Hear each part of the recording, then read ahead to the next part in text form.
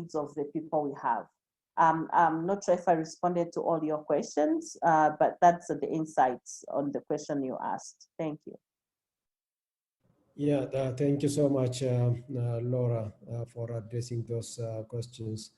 I appreciate that. So I'll be moving to Dina.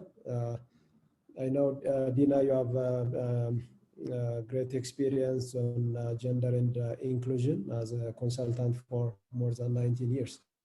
So what are your insights? I'm sure there are different initiatives by different African universities to address, the challenge of, gender, equity, diversity, and related issues. So what initiatives are being successful, and what initiatives are not, successful? So it's just in short, what has worked and what has not worked. So you can give us your insights based on experience, giving different examples as well.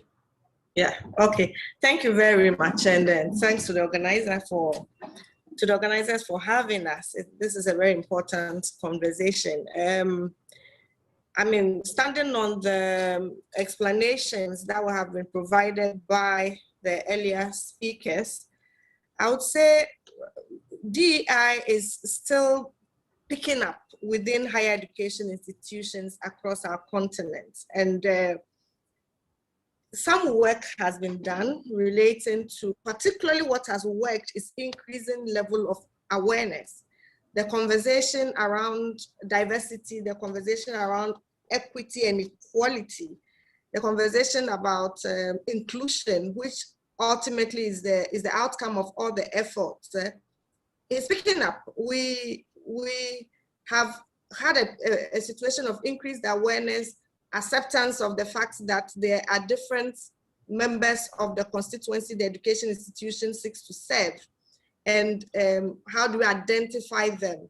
So a broad conversation, some level of openness about what has to be done. Some organizations, some institutions have done a great deal of work. We've heard about Kepler, we know about Ashesi, and some public universities in Ghana and other parts of Africa are beginning to also introduce policies. So some of the things that have worked have become DEI responsive policies. Take, for example, around gender, a number of higher education institutions have developed gender policies that seek to address gaps within the organizations. We have seen an increasing commitment to develop policies around sexual harassment and safeguarding policy within institutions. And those seems to be working. A few institutions have also developed DEI policy statement. And when I say policy statement, I mean they've demonstrated the political will to be committed to addressing DEI issues within the institutions. Some have done this at that level, have demonstrated that we are committed to embracing diversity, to promoting inclusion, to providing equitable platforms for people to learn and to teach. But these have not translated into revising policies across board, where the entire university policies from enrollment to recruitment, to tenure, to conditions of service, and all of that to infrastructure, to the extent where you notice that DEI is being transformed or is being reflected in the institutions. And those are the places we are hanging at. Our struggle to actually develop thorough, comprehensive policies that guide implementation. And for the few who have developed policies, implementations continue to be a struggle. Take, for example, the issue of sexual harassment across Africa and the world. In higher education institutions, it's one of the most predominant form of abuse in higher education institutions.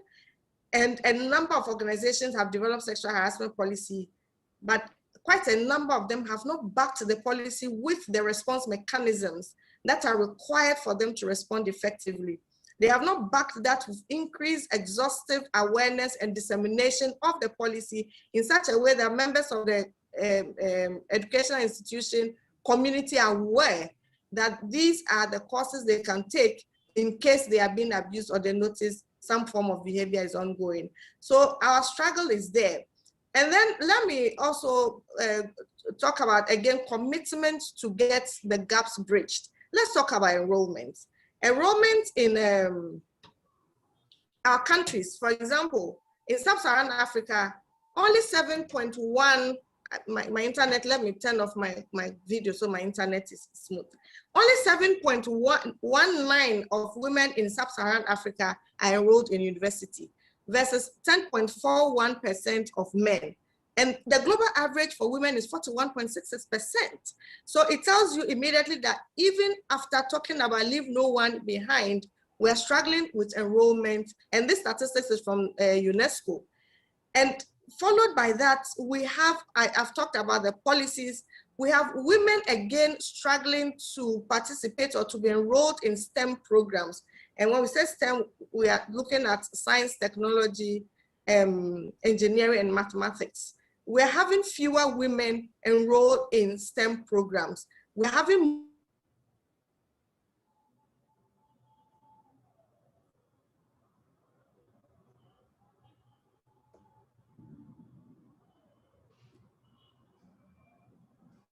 more women who make it to the universities to do a lot more humanities and arts. And we know how STEM is driving industry and is driving economic growth. And so if we are getting a lot more women educated, but fewer of them are participating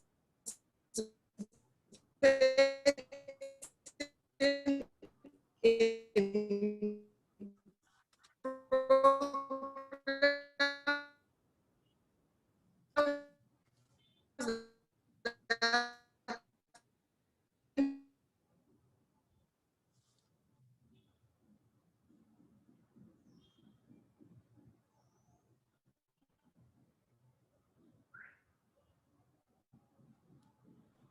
It seems we are losing. Yes, I think we can't hear her. Okay, I got.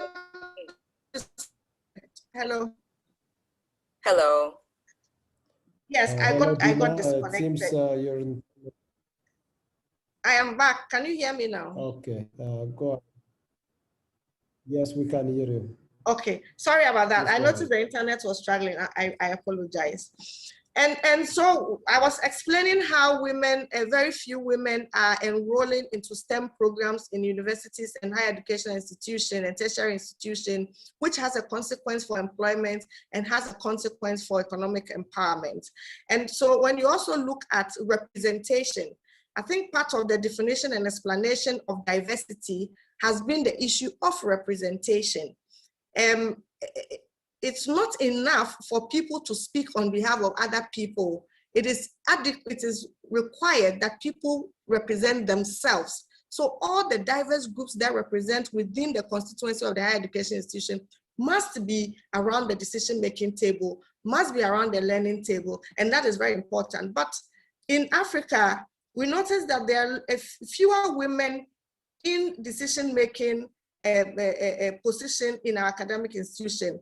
For example, only 24% of academic staff are females in Sub-Saharan Africa.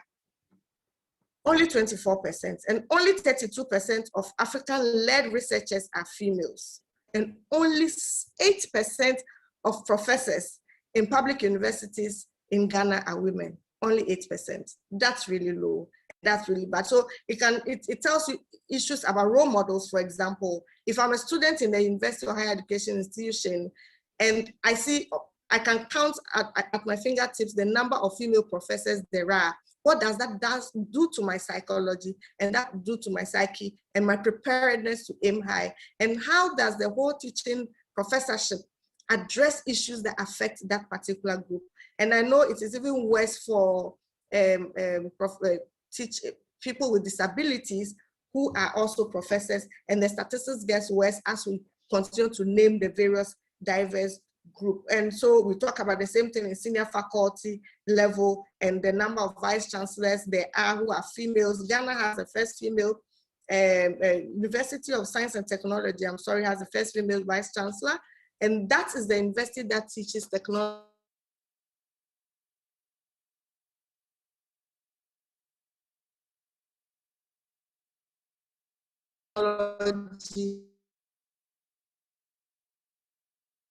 And that's the university that is struggling now to increase the number of women in STEM programs. So what has worked is basically high level of awareness, some commitment to policies to address the issue. Issues around enrollment are improving. We're struggling with implementation of these policies, and it keeps, again, what's down there, a lot to do when it comes to diversity. And that would be my take on the question, what has worked and what has worked there. Yes, Ali, you are muted. You are speaking, but you are muted, please. Yeah, thank you so much.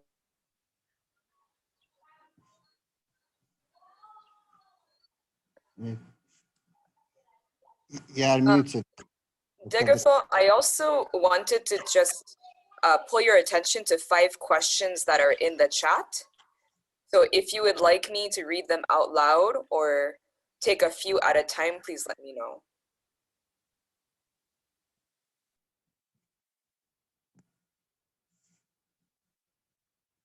Dr. Desalegn, you are muted.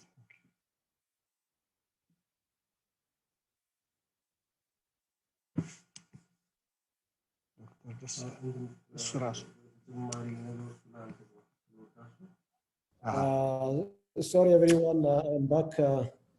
My internet is also struggling as well, so sorry for that. So I will be asking Dr. Solomon to reflect on some of the questions we have.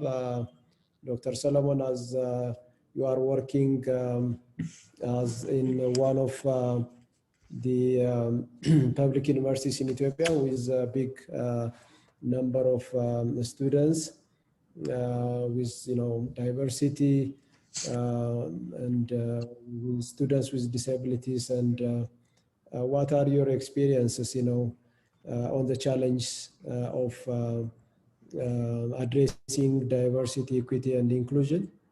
What are the experience of the University of Gondar, and what are the challenges, and what are the experience of your university? Thank you. Can you hear me now? Yes, yes. Okay. Thank you, Dr. Desalegn.